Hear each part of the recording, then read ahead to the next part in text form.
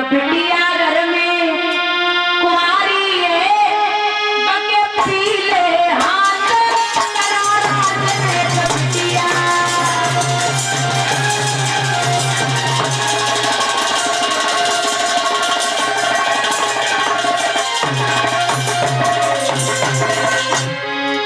बाबा बोला कुछ अधिक नहीं और कछु इच्छा न चुकाया जना। एक बिटिया घर में कुंवारी है, बके पीले हाथ करो राज में बिटिया।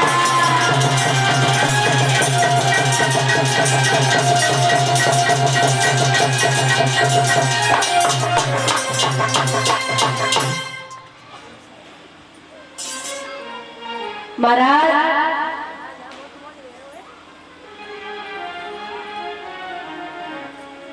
जवाब दिया,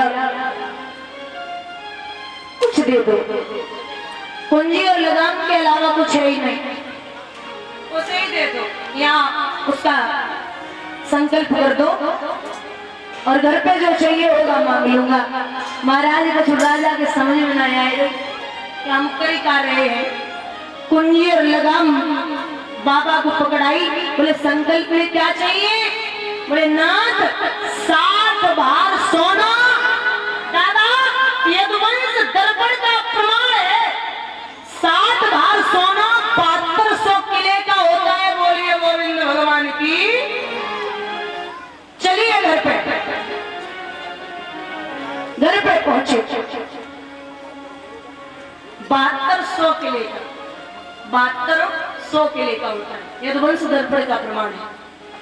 दादा हम भागवती बात बताई नहीं, हिसाब किताब करेंगे। बोले यहाँ जब घर पे लेके पहुंचे तो 22 समय पे इशारा दिया है कि जहाँ 60 भार सोना निकलवा। तो राजा ने खजांची बुलवाओ, आज्ञा दई सोना लाने की। और तो विश्वामित्र ने मुस्कुराए के और कह दई बात ठिकाने की। और राजा हो ठिकाने है, किस पर सेवा करवाता है, ये तेरा नौकर रहा नहीं तो किन पर हुक्म चलाता है। ये किसे समझा रहा है?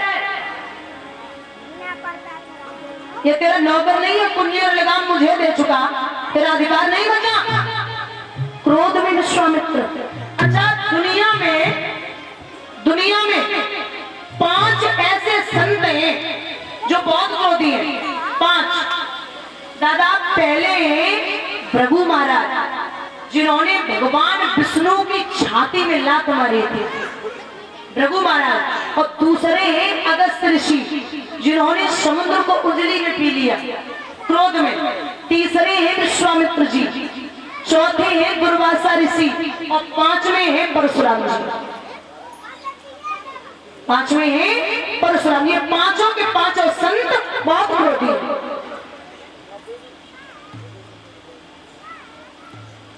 और संत का स्वभाव बहुत सरल।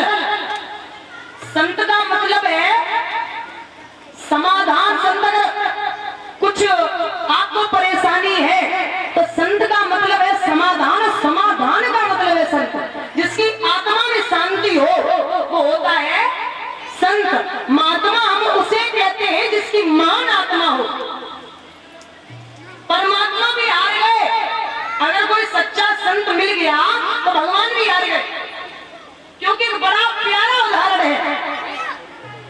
एक किसान के यहाँ बाबा नारद को भगवान ने भेजा और कहा जाइए किसान के यहाँ कोई संतान नहीं है अभी।